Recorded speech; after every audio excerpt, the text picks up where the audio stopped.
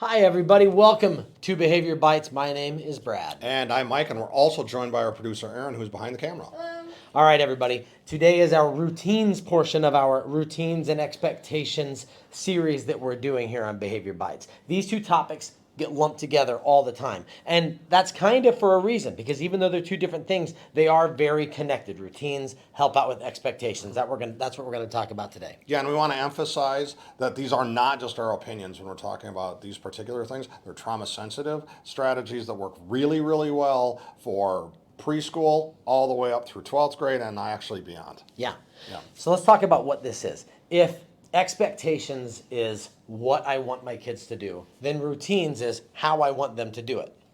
Yeah, here's an analogy that I think helps me consider it a little bit. I think of a recipe. So my expectation is I want to eat tater tot casserole. The recipe is the routine. So I follow the steps on that recipe. Maybe I add in some smoked paprika or something really delicious like that, and just following those steps. That would be the routine. Let's go ahead and talk about something that's actually would occur in a school. Yeah. How about entering the classroom? All right, so the first thing I need to identify my expectation and communicate that to my kids, right? My expectation is I want a calm transition into my classroom. Now, to do that, I'm going to have 5 specific routine steps that are going to go into place to teach so that they know exactly what to do. First of all, I want them to enter with a level 0 or 1 voice. I want them to walk directly to their seats. Once they get there, I want them to actually sit down, right?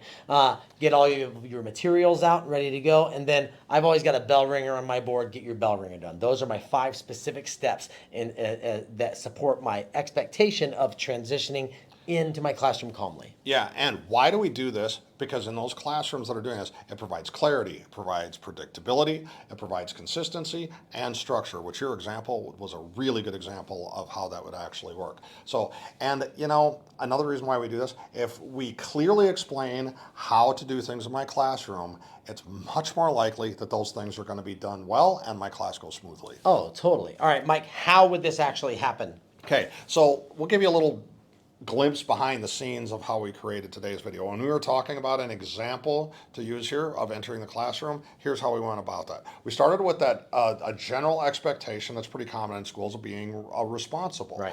And then we narrowed it down a bit to the specific skill, expectation of a specific skill of entering the classroom. Then we task analyzed that a little bit and kind of envisioned what the perfect student would look like performing that.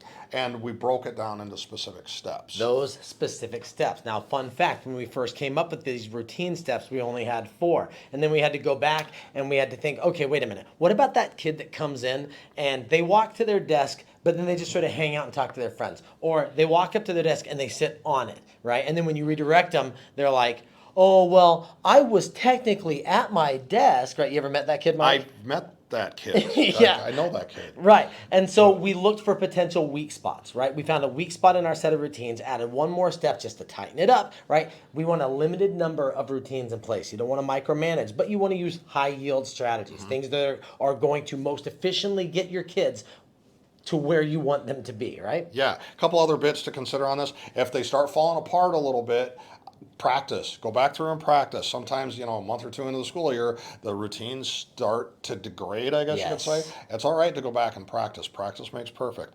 And another consideration on this is if there's spots in your day that aren't going real smoothly, look at it from a routine perspective. Like, how could I put a routine around this? If you use a lot of collaborative learning in your class and maybe the students aren't getting it, they're not communicating real well, build a routine around that of exactly what it should look like to do those skills. Yes. Teach the skills that you want to see from your kids. With that, go forth and do good things.